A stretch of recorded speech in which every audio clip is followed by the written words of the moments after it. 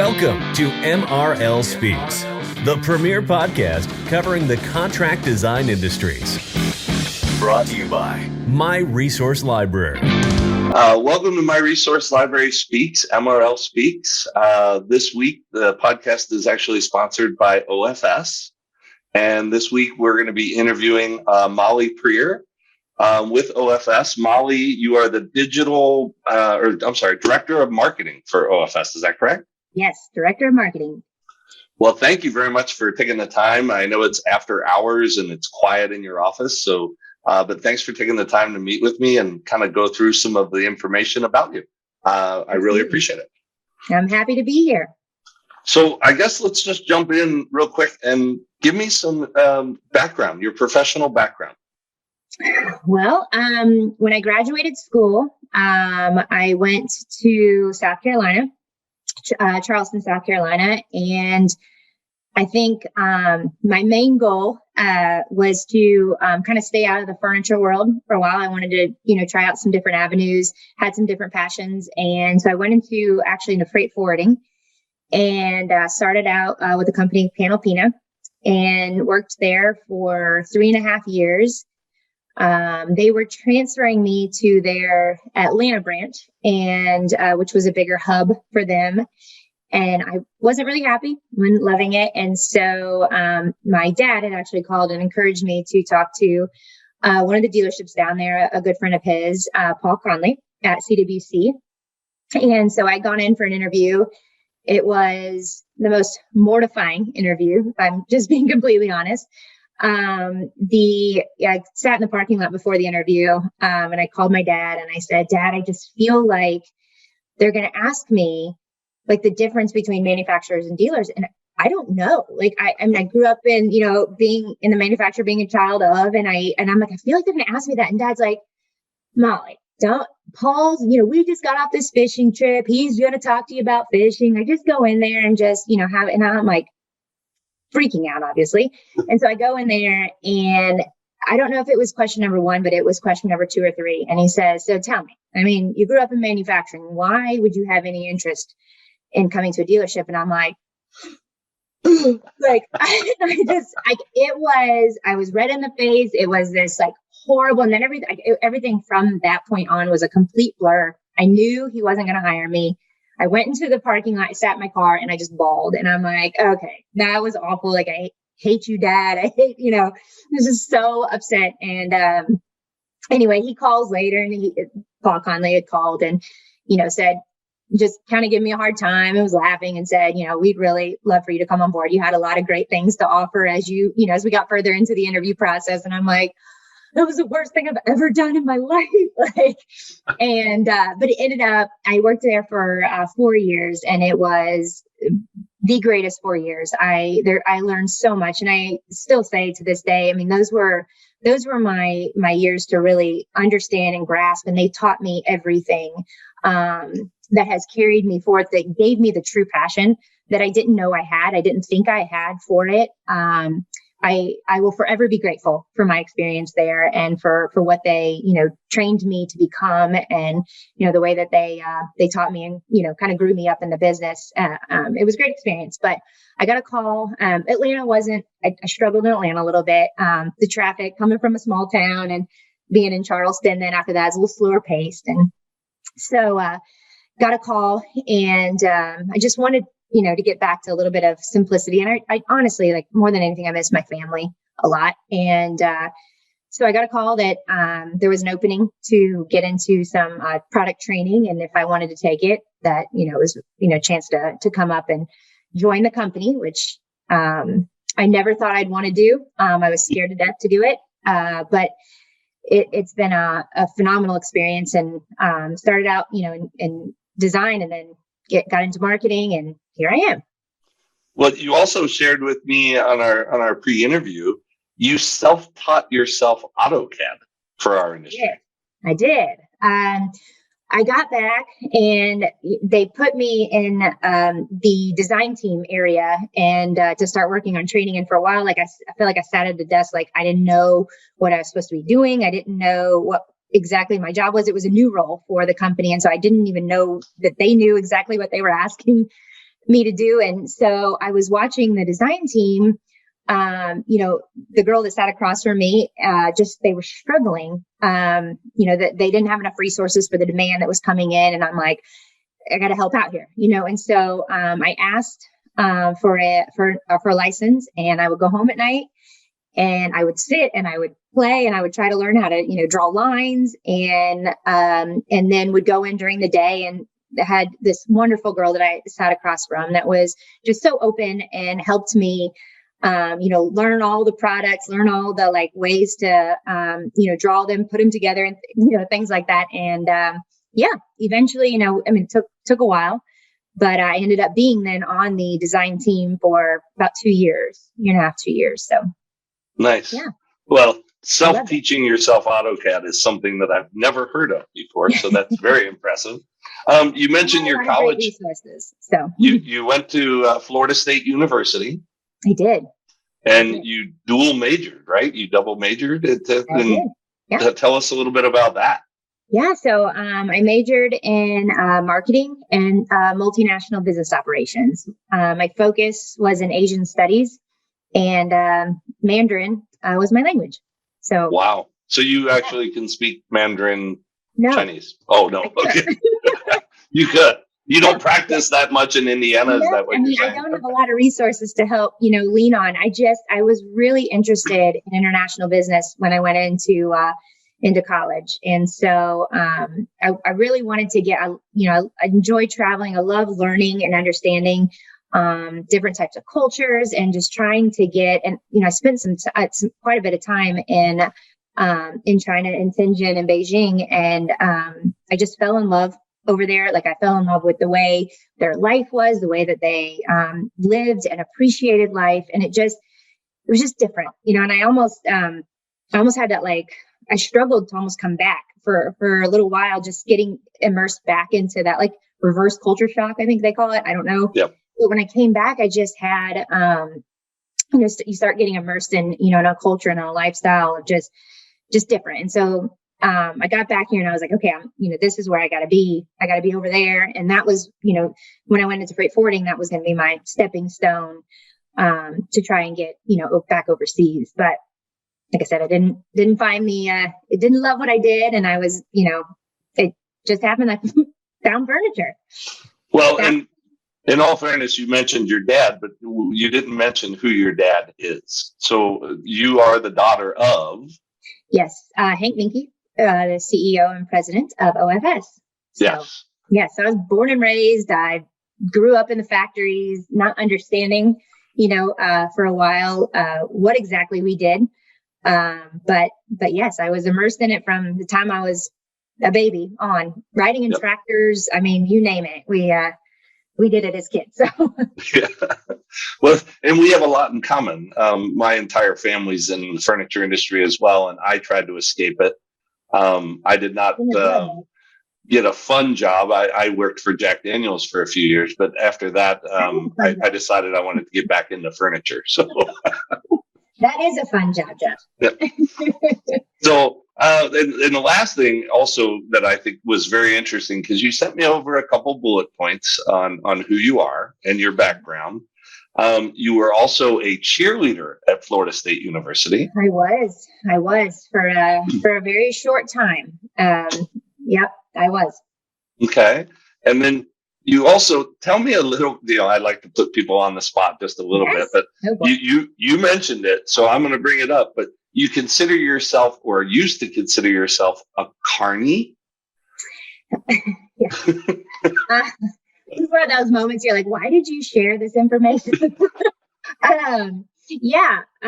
So I back in high school, I was a diver, and so we have a local theme park, Holiday World here, and it has a high diving show.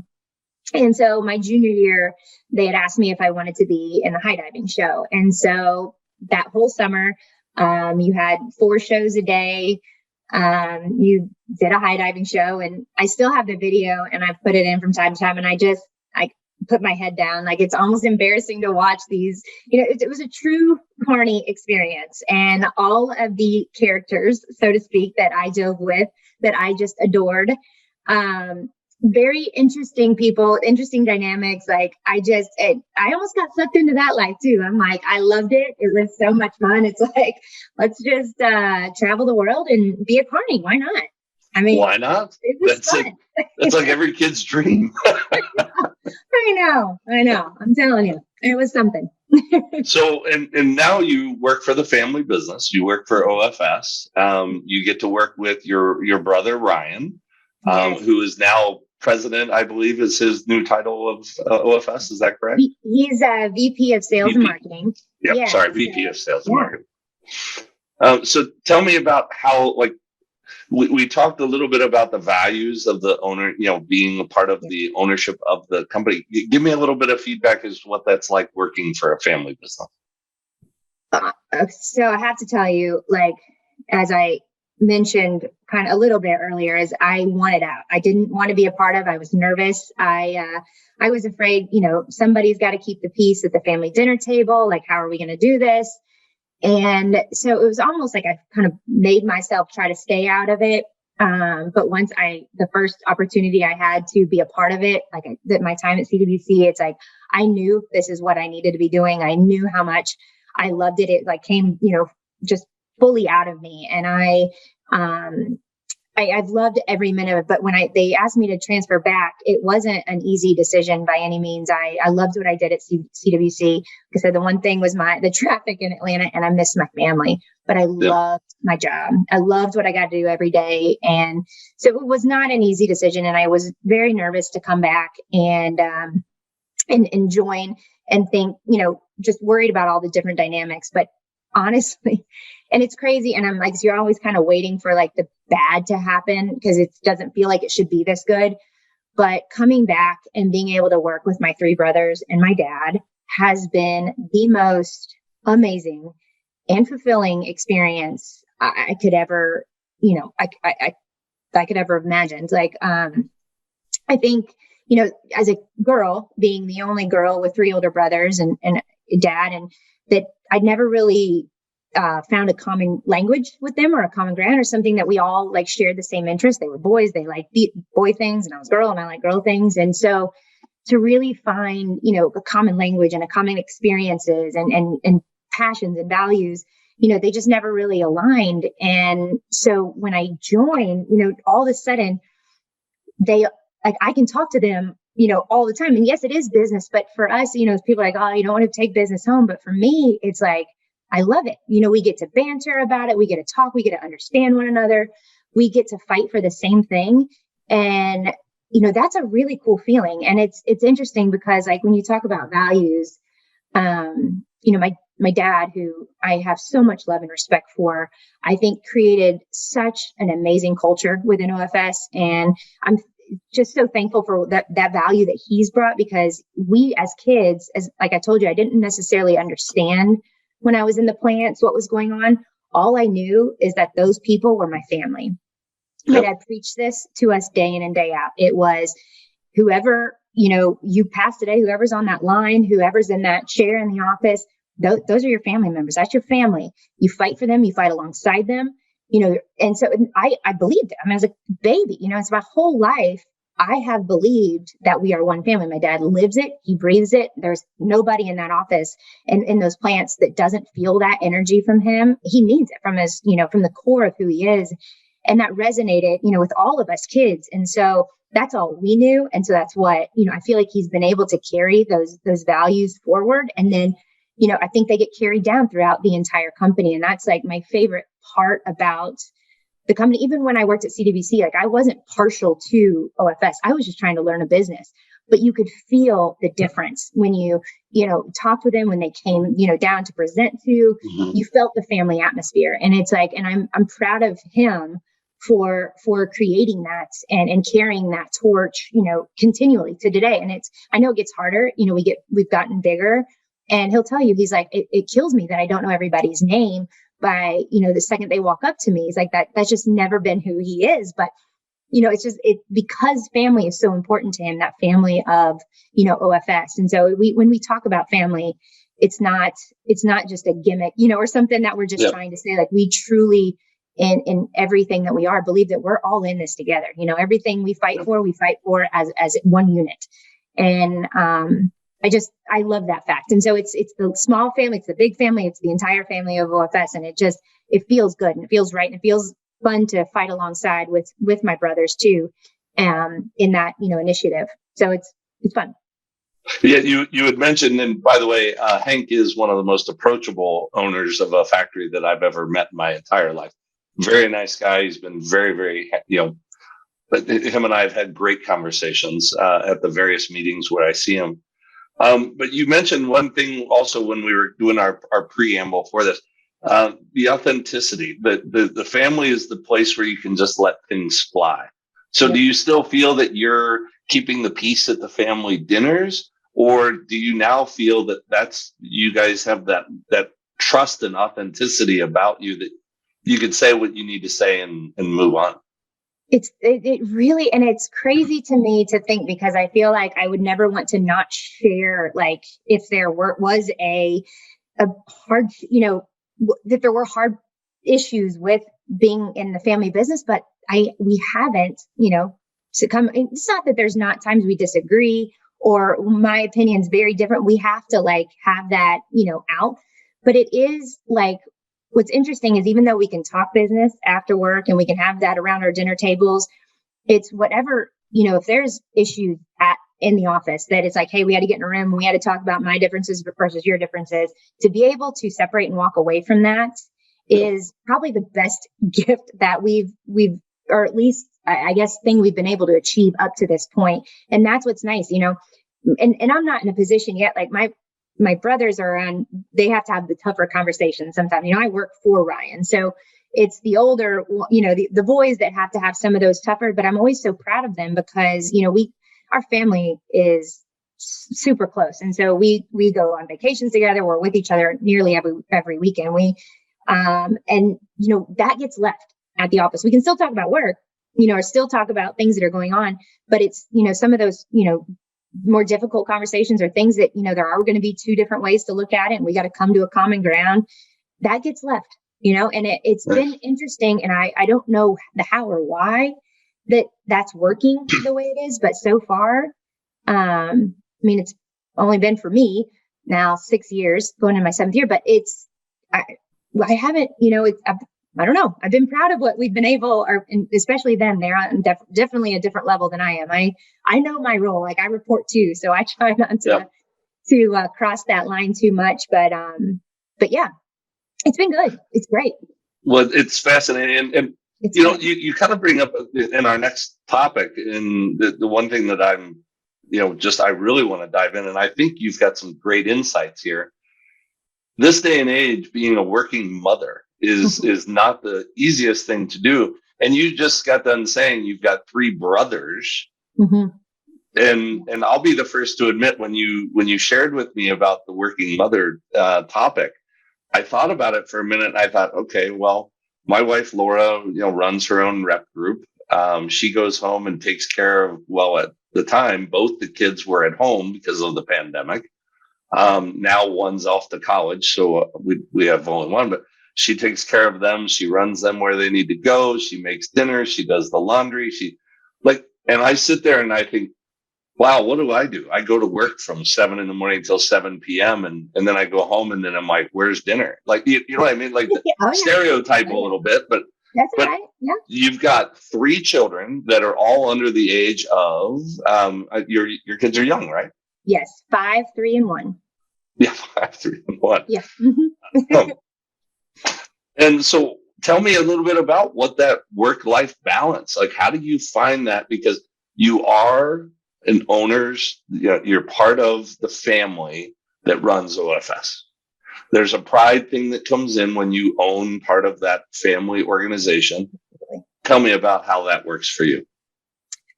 I always think it's funny, just hearing you say work-life balance, because there is no such thing in my world. It's work-life survival. I feel like something along those lines, and it's being okay, with work-life survival, because it's not easy. And I would be a fool to ever say that it is. I'm very lucky. My husband does all the cooking, so that is one thing that I get to pass off to him.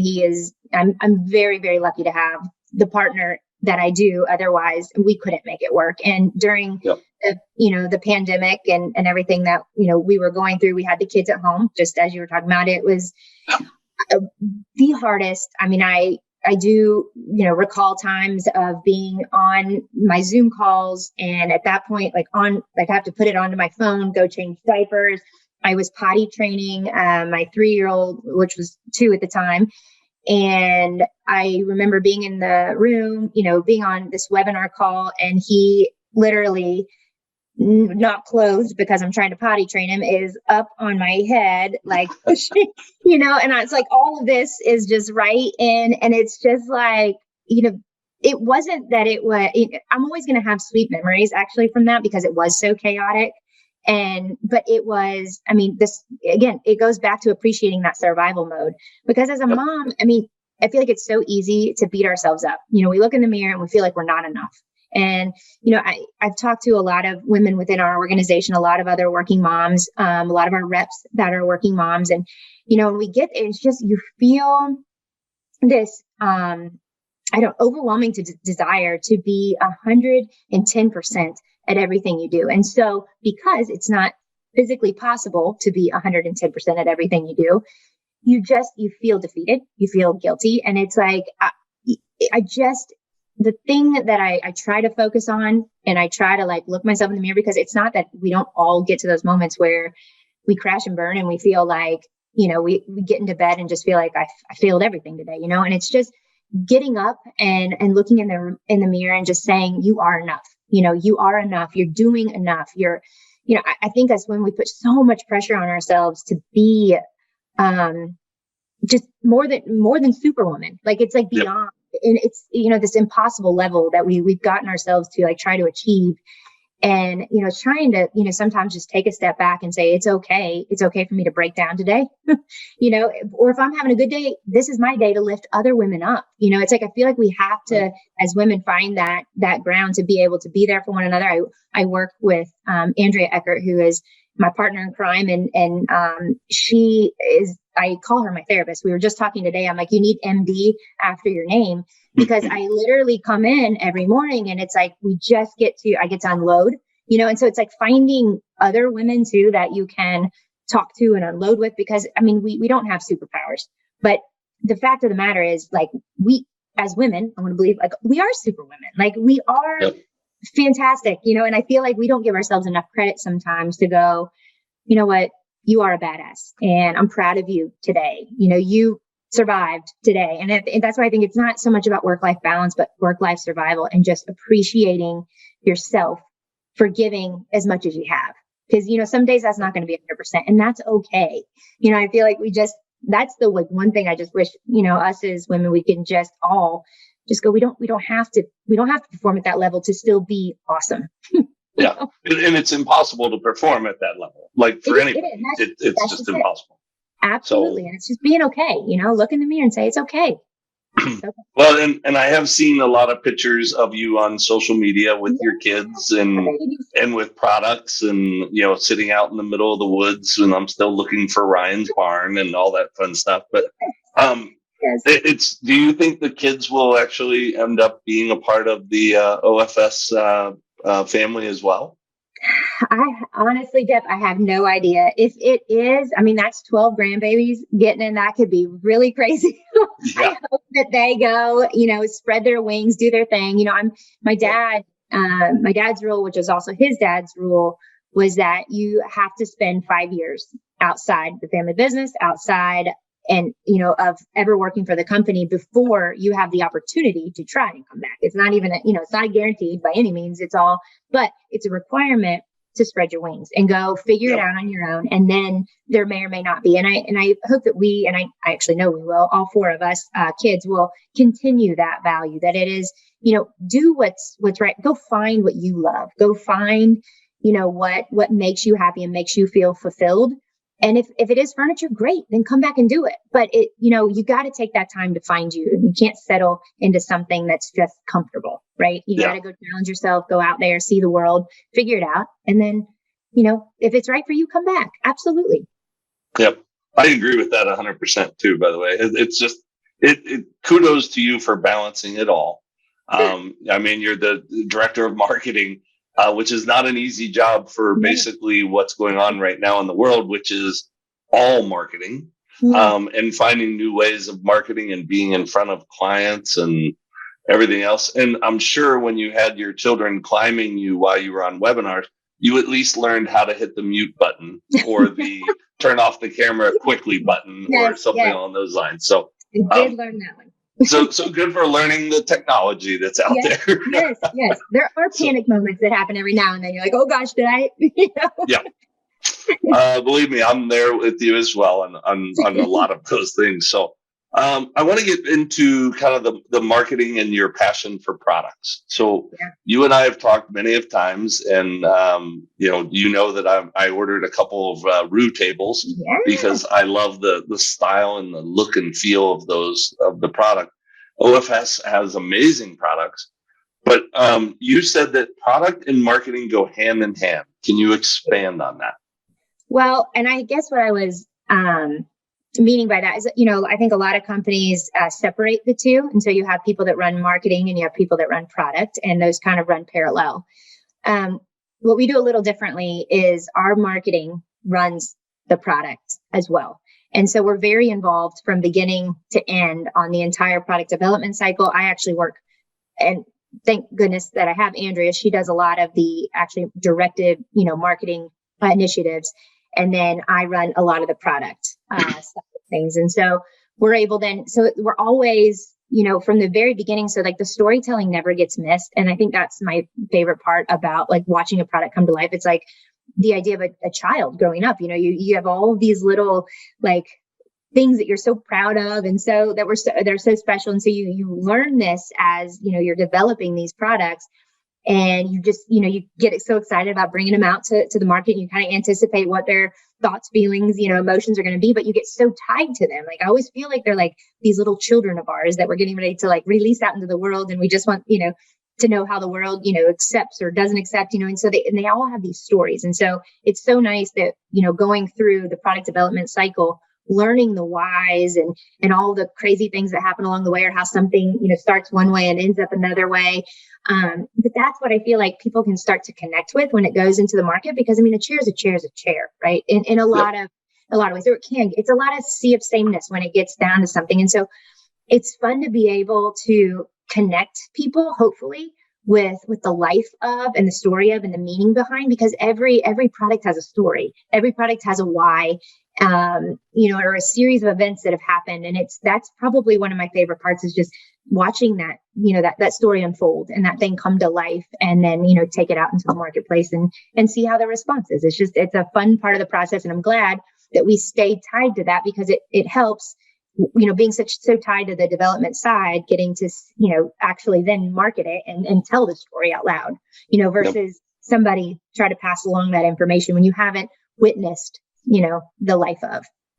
So you work with the designers of the product, you work with the testing, and like you literally do watch every aspect of that product, which is very powerful when it comes to the marketing message of how to, there's a lot of people out there that don't know how to sell, and they need the manufacturer to kind of give them that reason of why this chair, like you said, a chair is a chair is a chair. But why this chair over that chair, or why this product over that product?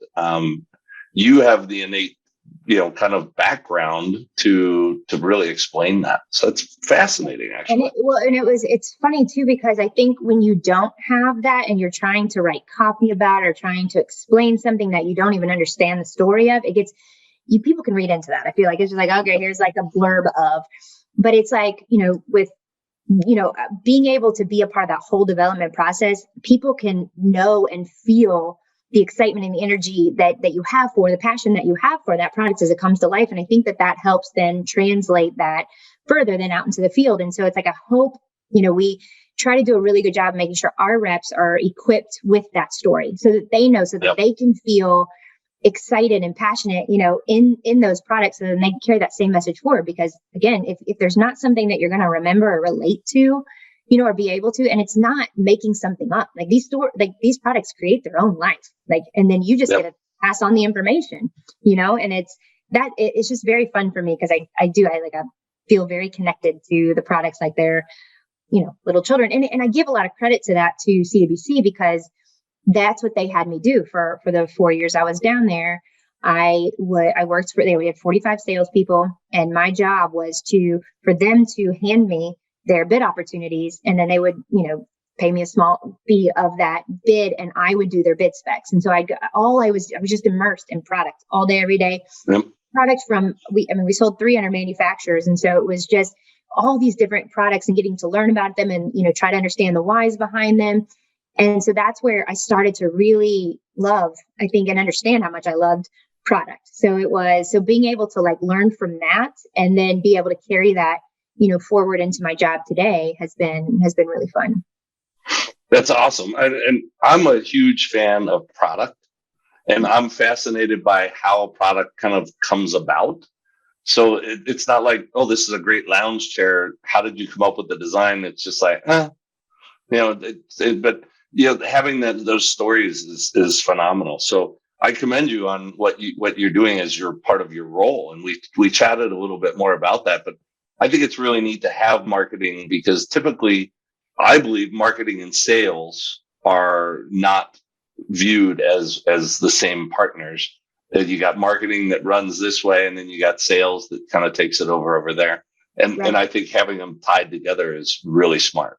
Yeah, we try to stay very, very connected to the sales side too. And that's what Ryan, leading marketing and sales helps keep us all funneled and on that same vision too. And so we try to stay really, really connected to our sales force.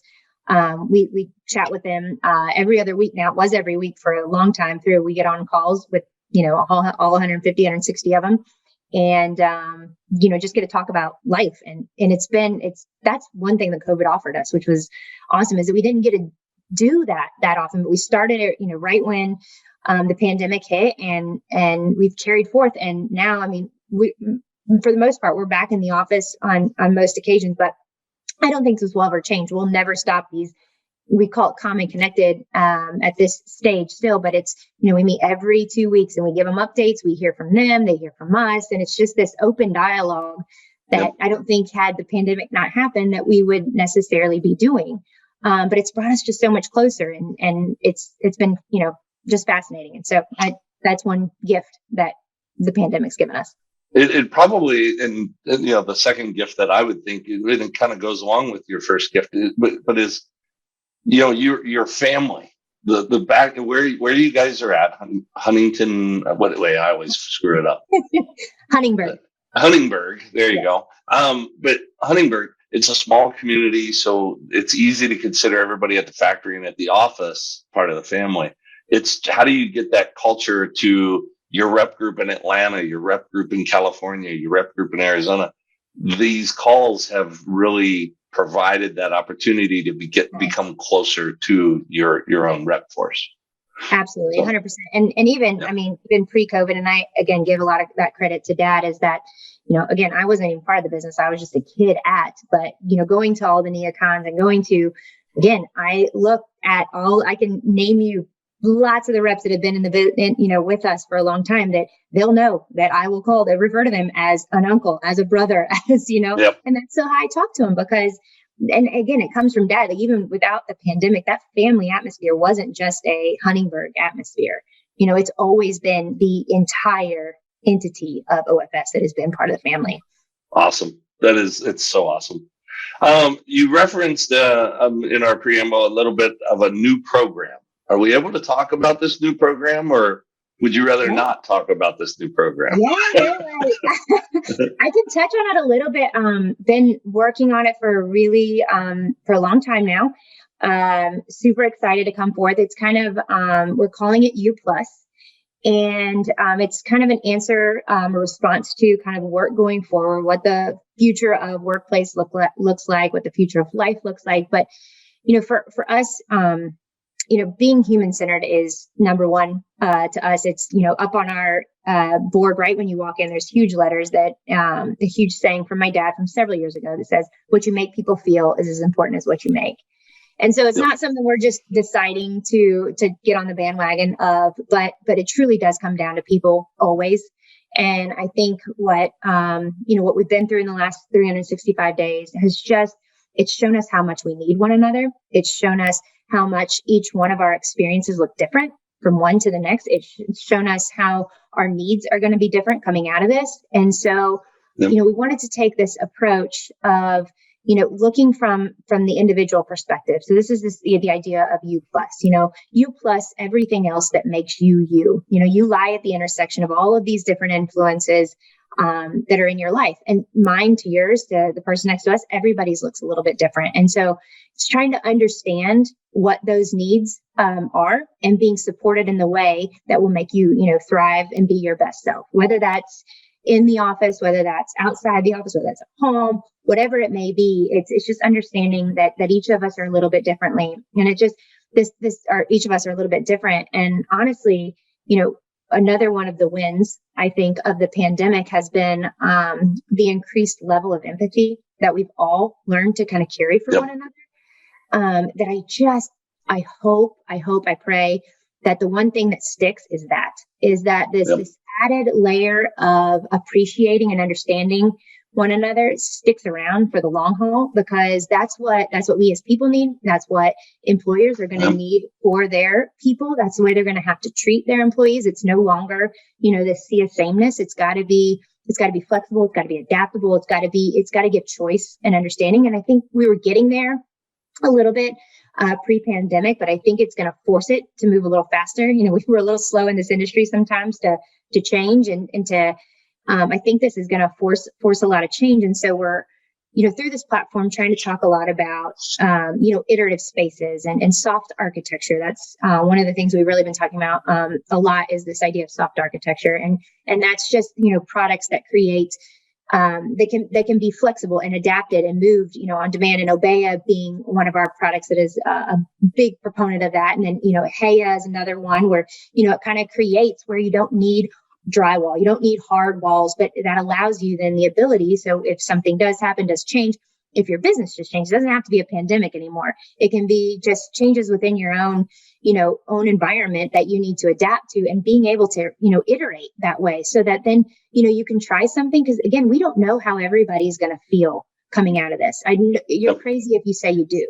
And, I think we're too premature to try to make decisions for the future yet, as we're all still just now trying to have conversations, even in some areas of the country, about getting back. And so it's being able to set yourself up to be able to iterate and change and move as things, because we don't know how everybody's going to work. We don't know everybody's comfort level, security, safety, all of those like key things that we just don't know. Yeah. And so we want to be able to that's where this whole idea of you plus is. It's just to remember the fundamental element, that people are the company's, the organization's greatest asset. And we got to make sure that we're ready to adapt space to make sure that they are, put in the best position to help make the company successful. And so that's kind of what this whole, idea is about. And, we'll be coming out with it later this month. So, hopefully, the marketplace, receives it well, understands where we're at, and can be confident. OFS will be there to stand beside them and support them along the way, because, that's our job. I'm excited to see it and learn more even about it. I mean, you're very passionate about it. I love that passion. So,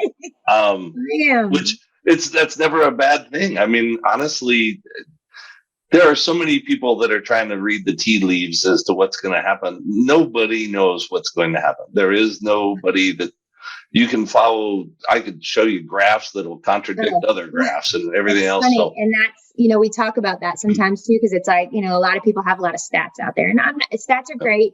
They're, and I'm not saying there's anything wrong with doing that. It's just, there's so much unknown at this point. So to have a statistic about anything it's going to change, and it's going to change, and it's going to change, and it's going to change. And we have to be comfortable with that, and just accept the fact that we're not going to have all the answers, coming right out of the gate. And that's okay too.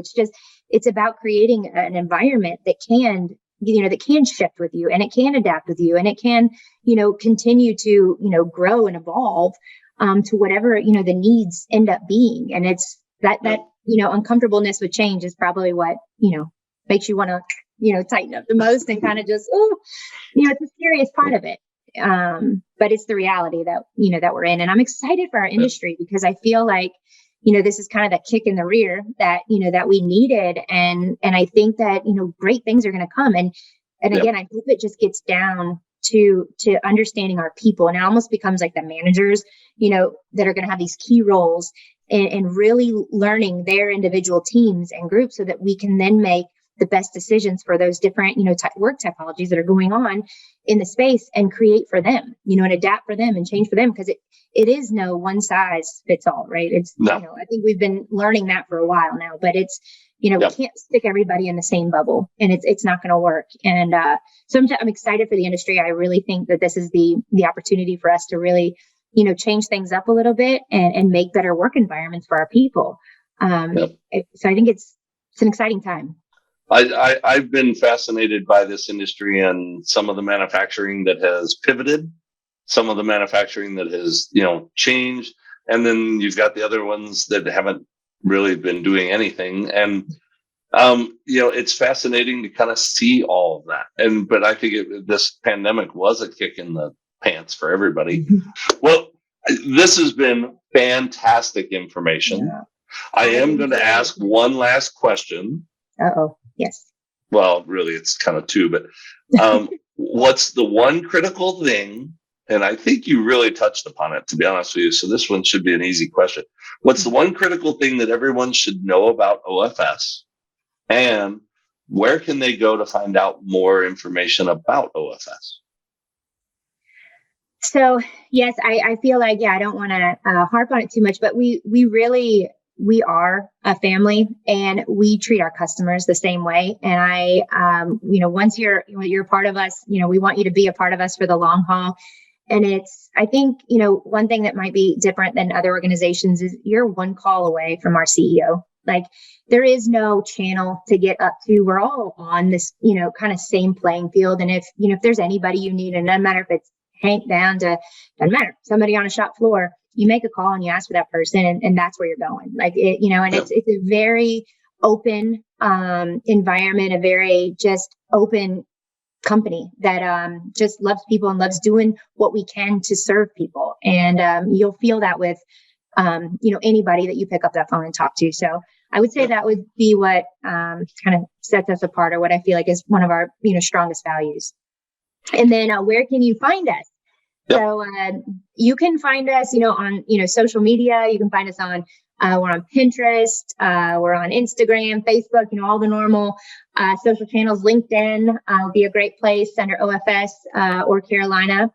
And then you on the web, obviously, www.ofs.com or carolina.ofs.com. So nice. Yeah. And I'm going to add one last thing to there. You can also find out all the information because you guys are big supporters of my resource library as well. So. Yes. Sorry, Jeff. Yes, that too. I just want to thank you for your time. And I hope is there anything else that you would like to address before we kind of sign off? Or I think you've covered everything fantastic. I talked a lot, Jeff. No, I appreciate anybody sticking with this and listening to my story. And I hope you come visit us at OFS. Congratulations on everything. I look forward to you plus.